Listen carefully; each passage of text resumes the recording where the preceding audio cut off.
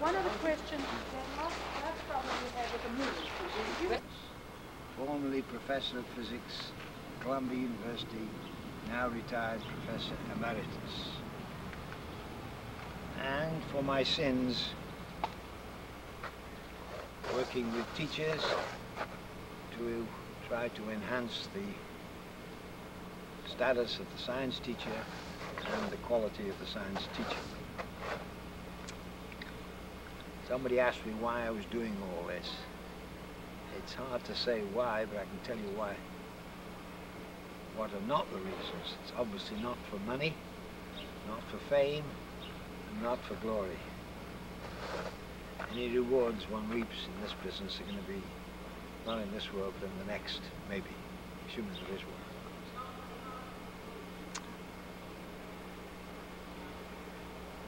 What's the rest of the questions?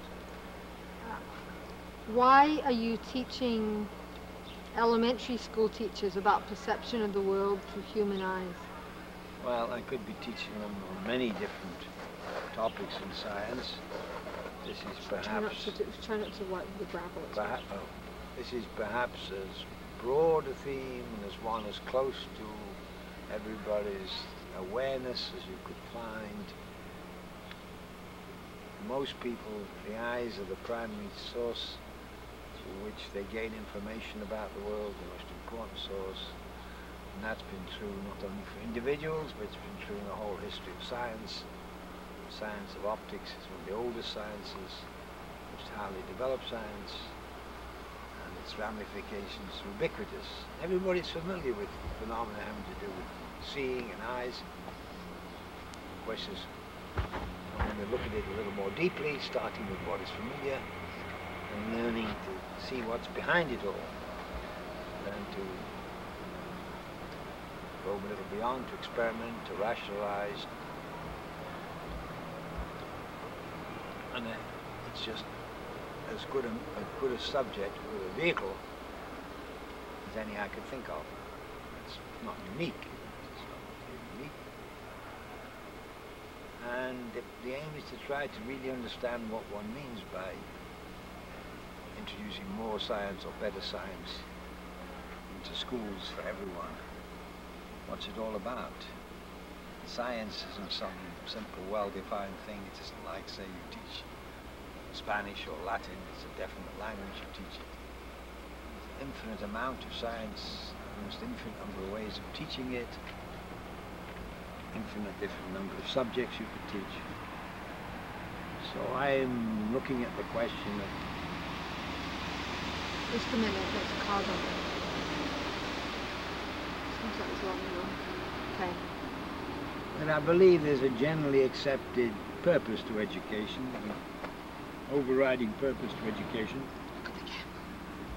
of school children, namely to develop their own personalities, their own forms of self-expression, their own interests, their own sense of identity.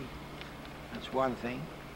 And the other is to help them learn to live as social beings in a larger society. They have to make a living.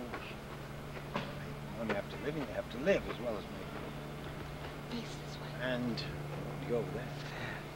And the question that should be addressed is, what can science contribute?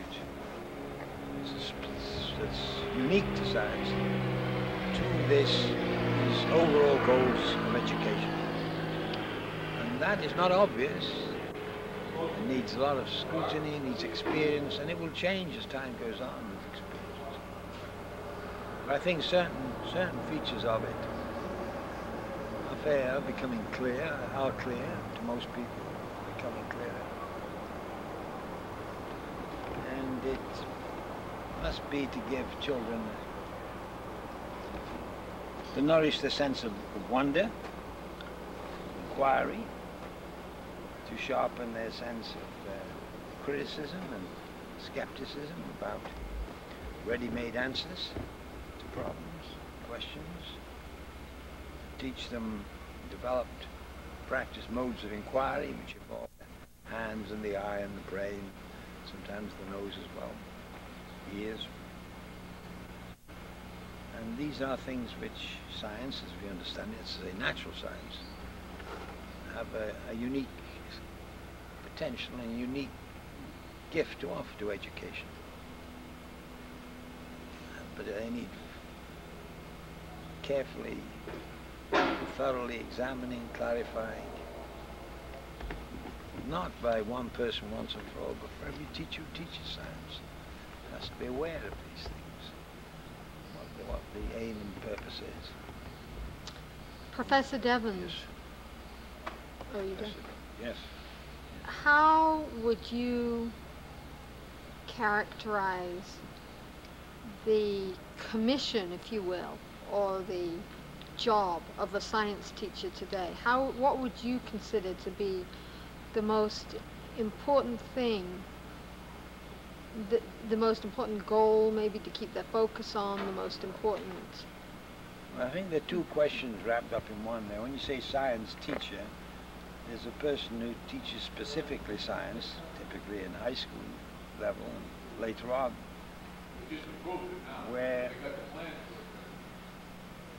the need to understand science and background in science may be part of the person's professional equipment, professional needs. And there's more or less a commitment to science, and the teacher has to nourish that, develop it, help the student. And a much broader task, which applies to many more teachers, is to bring science into their teaching in the sense of taking advantage of what science can offer in their teaching. Not to bring it in because it's labeled science, but what can it offer to help in their overall teaching, not teaching subjects now, but teaching people, teaching human beings, young people. And there is to give a sense of integrity, give people yardsticks by which they can measure the validity and the honesty of their ideas and the answers they give to questions. They can distinguish sense from nonsense, truth from propaganda, honest statements from lies. And they can do this in science in a more or less unique way. Namely, when they do it with scientific phenomena, the phenomena themselves soon tell you whether you're telling the truth, whether you really got an honest understanding, whether your understanding is really of any depth at all. I'm not saying that you can apply these criterion to every topic, far from it. But you can apply it to some topics. For example, the one we discussed before, looking at the world and the vision. And it's a habit of thought which can help you when you apply it to topics that go beyond this. Many social and moral issues, you cannot tackle them in the same way as you would tackle science. Nevertheless, the habits of scientific procedure, scientific inquiry, can help and can qualify your approach to these other things, can contribute something along with other criteria, other modes of approach. As we said before, science essentially is a rational procedure based on observation, coupled with observation. And reason alone, reason without compassion, as is usually said, is dangerous. It certainly can be dangerous. But equally so, compassion without reason can be ineffectual and sterile.